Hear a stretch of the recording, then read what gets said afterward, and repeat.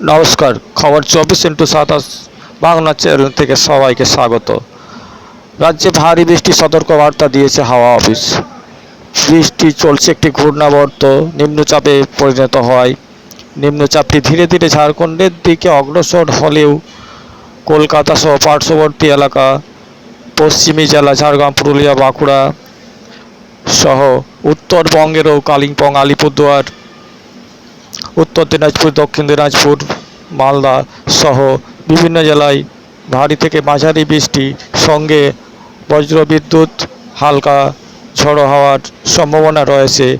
দেখতে গেলে একরকমের দক্ষিণবঙ্গের সমস্ত জেলায় কম বেশি বৃষ্টিপাতের সম্ভাবনা রয়েছে। এদিকে ডিভিসি রাজ্যকে না জানিয়েই ধাপে ধাপে জল ছাড়ায় বন্যা পরিস্থিতি তৈরি হয়েছে রাজ্যে।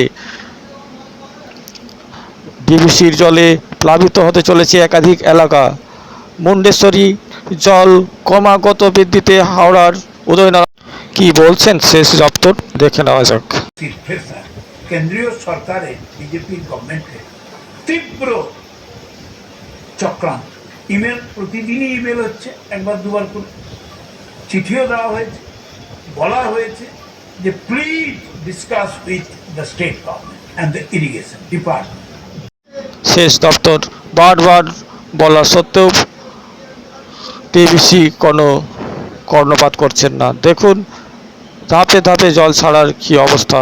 এদিকে চাষিদের অবস্থা খুবই খারাপ। জমা জলে সমস্ত ফসল নষ্ট হয়ে গেছে। সবজির দাম বাড়ছে হু হু করে। হেসেলে টান পড়বে সাধারণ থেকে মধ্যবিত্ত বাঙালি সবারই। দেখতেই পাচ্ছেন একে একে সবজির গাছ সব শুকিয়ে যাচ্ছে, ফলন কমে গেছে।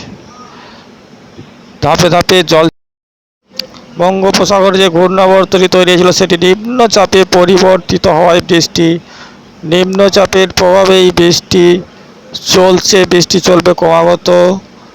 আপনারা দেখতেই পাচ্ছেন এখানে দেখা যাচ্ছে যে নিম্নচাপটি ধীরে ধীরে ঝাড়খণ্ডের দিকে সরে গেলেও পশ্চিমবঙ্গে নিম্নচাপ এবং মৌসুমি অক্ষরেখার প্রভাবে ভারী থেকে মাঝারি বৃষ্টি চলছে।